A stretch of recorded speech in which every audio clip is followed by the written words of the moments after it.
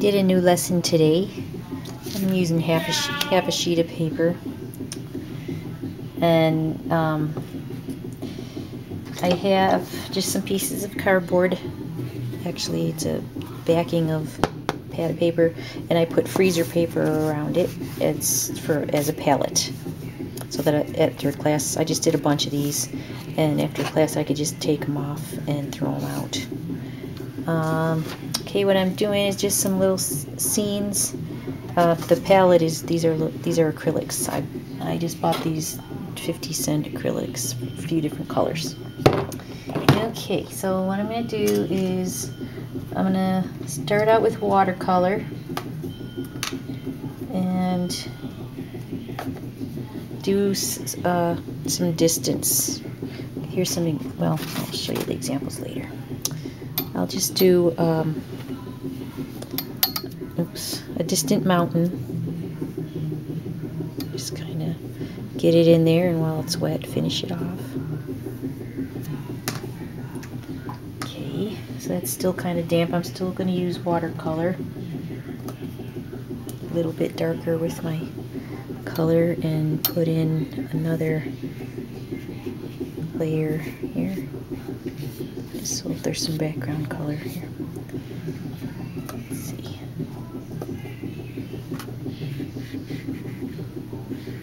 Okay.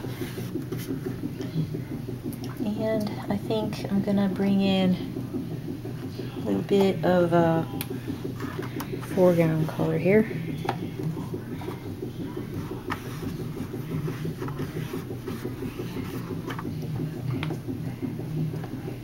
Just putting in some background before I put the acrylics on. Okay. Alright. Then of course I have to blow dry it.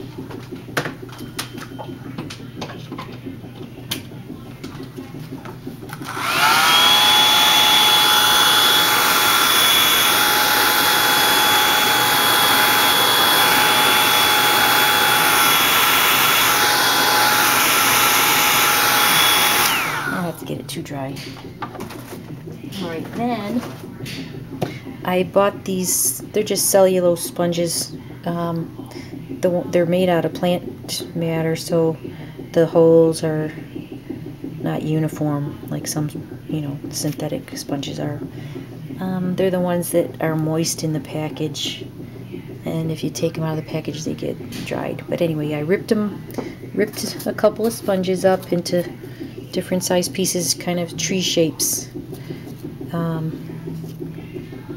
just sort of leaf shapes, I guess.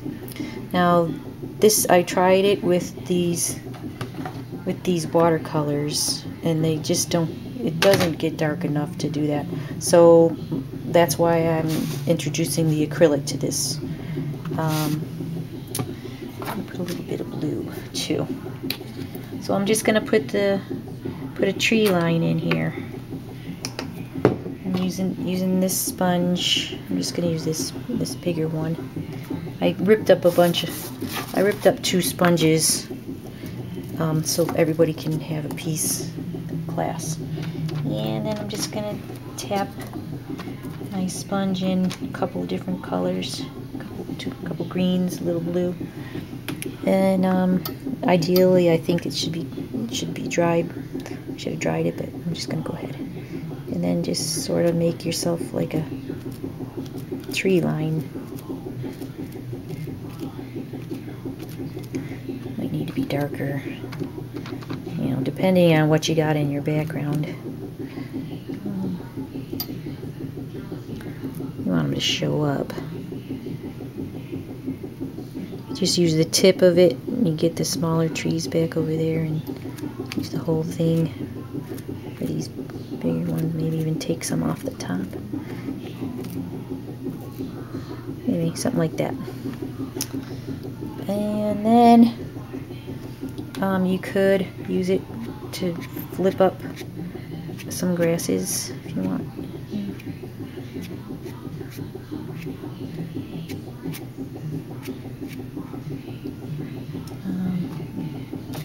Another one. Well, let's see. Then I'm just going to use watercolor again for the black. I put a few, you know, I don't have to use black. I could use a lighter color of blue or something, but just so that you could see it, I'll use a black. Just put in a few grasses or tree trunks, and if you feel like you want an actual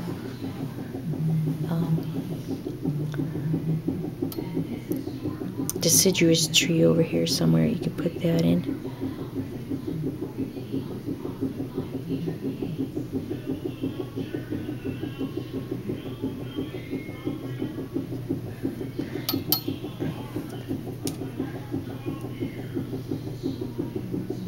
Oops.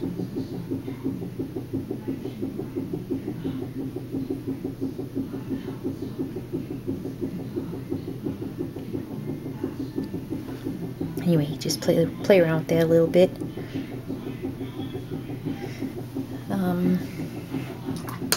Yeah, and if you want to put some leaves on that tree, you could. Maybe just a few, or none. Could just be a dead tree. Maybe I could have used some orange or yellow in there. But that's the lesson, really, just to get a soft background in there, starting with the cooler colors in the distance and bringing them a little warmer and warmer as you get forward, and then using the acrylic to put a few trees in. And I did a couple others, the same thing really, just using different shapes. This one I did some blue trees back here, and then I did green on top and a little bit of yellow on top of that. This one, just no mountain, just the blue trees. Just I really made this one simple. This is a good one, probably something like this for students.